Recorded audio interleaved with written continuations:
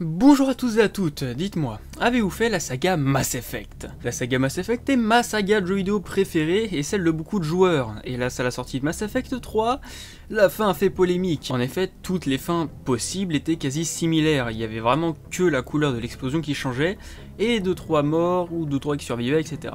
Eh bien, saviez-vous qu'il était possible d'avoir une fin alternative à la saga Mass Effect? Bon, c'est pas dans Mass Effect 3, mais retour de Mass Effect 2.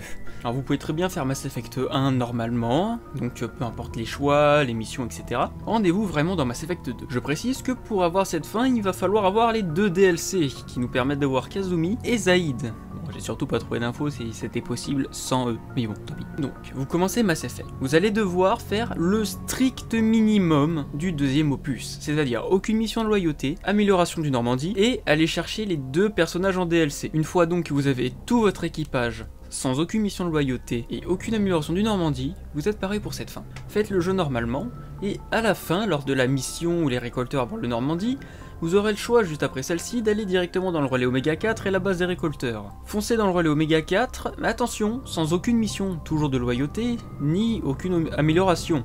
Il est donc les deux fameux persos DLC. Dès la première cinématique, 3 de vos alliés vont mourir, c'est assez tragique. Le Normandie va s'écraser sur la base des récolteurs et vous aurez alors là vos premiers choix à faire, donc qui envoyer où, etc. Là, il va tout simplement falloir envoyer tous vos coéquipiers au casse-pipe. Donc par exemple, vous allez envoyer Jacob dans la ventilation et Zaïd en meneur. Bon, peu importe l'ordre, vous avez juste à regarder un guide, tout est précisé sur internet. Vous allez donc envoyer tous vos coéquipiers au casse-pipe durant la mission. Vous allez donc arriver face au combat contre le moissonneur, qui sera en somme tout assez banal, et c'est alors que la cinématique d'après-combat va se déclencher. Et là, deux choix vont s'offrir à vous. Soit deux coéquipiers ont survécu, auquel cas la fin est foirée, ou alors aucun ou un seul de vos coéquipiers va survivre. Si un seul de vos coéquipiers survit, vous allez courir tous deux jusqu'au Normandie. Votre coéquipier, lui, va réussir à monter au bord du Normandie. Pour Shepard, et là, c'est une autre histoire. Celui-ci va courir et va tenter tout de même un saut, qui se conclura juste par une accroche difficile sur le Normandie. Joker va tenter de le remonter, mais se prendra une balle par un récolteur. Shepard et Joker vont se regarder. Shepard va donner l'ordre à Joker de le lâcher. Joker hésite et finit par lâcher Shepard, menant ce héros iconique à une mort certaine. Joker remontant dans le vaisseau, s'enfuyant sans Shepard, laissant la base des récolteurs se détruire. Alors, c'est pas plus cool comme fin, hein? Alors arrêtez de vous plaindre de la fin de Mass Effect 3. Cette fin est différente de n'importe quelle autre production.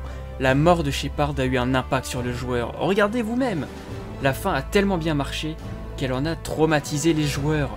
Beaucoup ont cherché une autre solution, mais Shepard est mort, les mecs. Shepard ne peut pas survivre à l'invasion des moissonneurs. Hélas, il est trop tard. Plus personne ne peut le comprendre, et j'espère quand même que cette fin alternative qui existe, un chien précisé, vous aura fait la petite morale. Donc arrêtez de vous plaindre, franchement la fin qu'on a eue, elle est pas si mal. Sur ce, je vous fais de gros bisous, je vous dis à la prochaine.